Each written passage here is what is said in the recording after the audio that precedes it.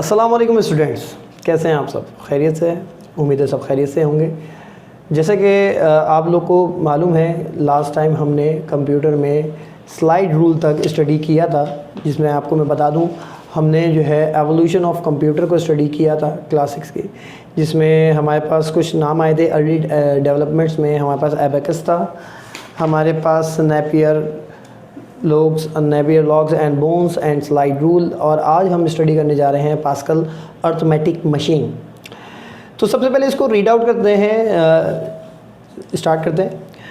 In 1642 Blaise Pascal, a French mathematician, developed the first true calculator called Pascaline और pascal arithmetic machine.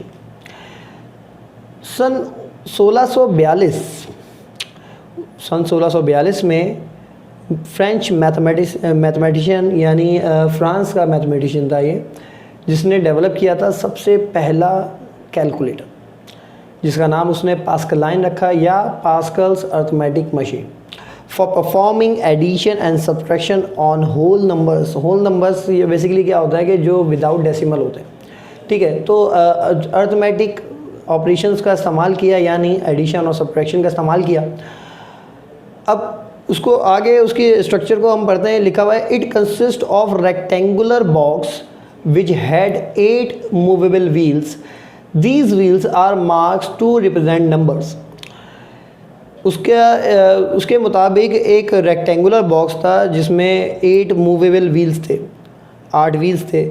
These wheel had marks to represent number 1 to 9, यानी 1 से लेकर 9 तक number जो है हर wheel में मौजूद थे। And each wheel represented a particular decimal column. अब डेसिमल कॉलम की अगर हम बात करें तो जैसे कि हमारे पास होता है यूनिट, 10, 100, 1000, 10,000, लाइक इसी तरीके से।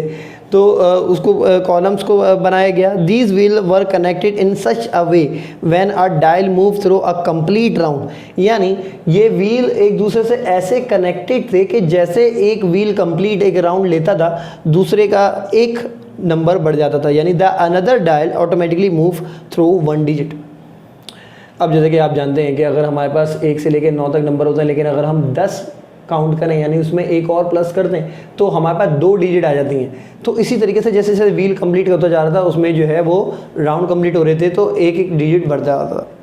सो a carry was accomplish automatically, यानी इसी तरीके से हम जैसे कि हम मैनुअली काम करते हैं, कॉपी पे काम करते हैं तो कैरी लगाते हैं, वो कैरी ऑटोमेटिकली बन जाता था।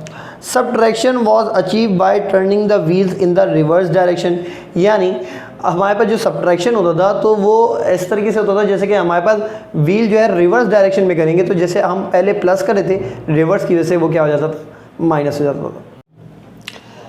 नाउ अब हम एक डायग्राम को देखेंगे, एक पिक्चर को देखेंगे जो आपको नज़र आ रही है पास्कल अर्थमेटिक मशीन की, जिसमें कुछ व्हील्स आपको नज़र आएंगे और कुछ आपको डिजिट्स के बारे में भी बताया गया है यहाँ पर।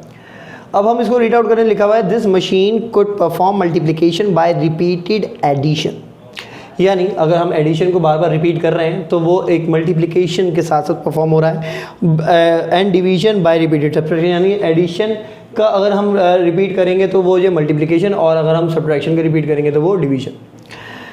Despite it's limitation the machine establish practicability of calculating machine and pave the way for further development, यानी अगर हम इसकी कुछ खामियों को अगर हटा दें तो फिर हम ये देखते हैं कि ये बहुत ही ज़्यादा कैपेबल है, सबसे बड़ी बात, ठीक है, और इसके इस्तेमाल की वजह से हम फ्यूचर में और डेवलप कर सकते थे।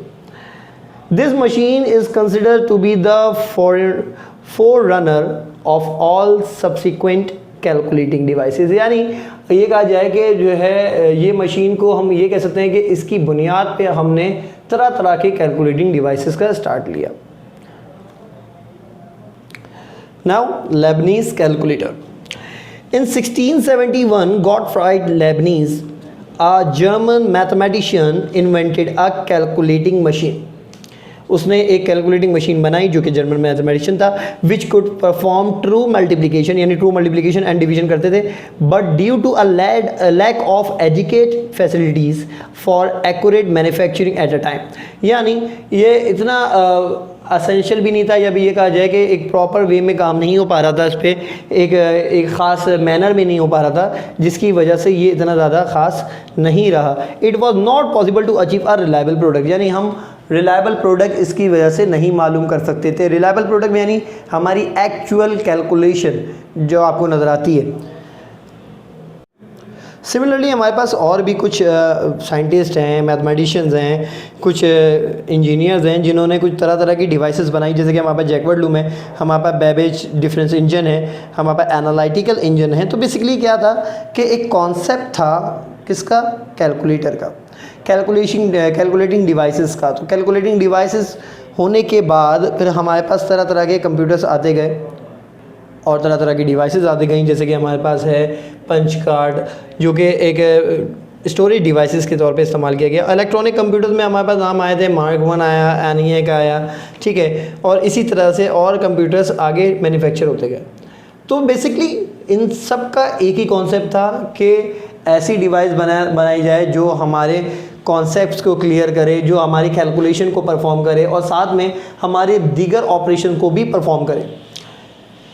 फिर उसके बाद अगर हम बात करें, हमारे पास बहुत ही इम्पॉर्टेंट टॉपिक आता है जिसका नाम है जनरेशन ऑफ कंप्यूटर। तो सबसे पहले हम जनरेशन को समझ लेते हैं कि जनरेशन जो बेसिकली आप नस्ल के तौर पे समझते हैं, तो नस्ल, इंसानी नस्ल भी ऐसे ही होती है जैसे कि आप पुराने दौर के जो नस्ल के मतलब लोग थे, तो उनके तौर तरीके, उनके रहन सहन का तरीका सही है, उनके कपड़ा पहनना, उनके जो है खाना पीना अलग हुआ करता था। और जैसे जैसे दौर बदलता गया, जनरेशन बदलती गई, तो एडवांसमेंट बदलती गई।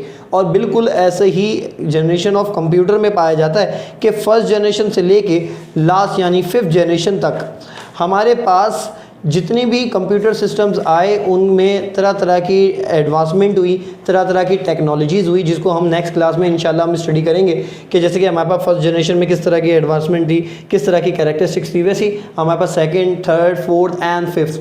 तो हम ये देखेंगे कि हमने किस तरीके से जो है अपने कंप्यूटर को और ज़्यादा से ज़्यादा एडवांस किया। तो बेटा उम्मीद है आपको कुछ टॉपिक्स ये समझ में आए होंगे। इंशाल्लाह नेक्स्ट क्लास में हम इसके आगे बढ़ेंगे। अल्लाह हाफ़िज़।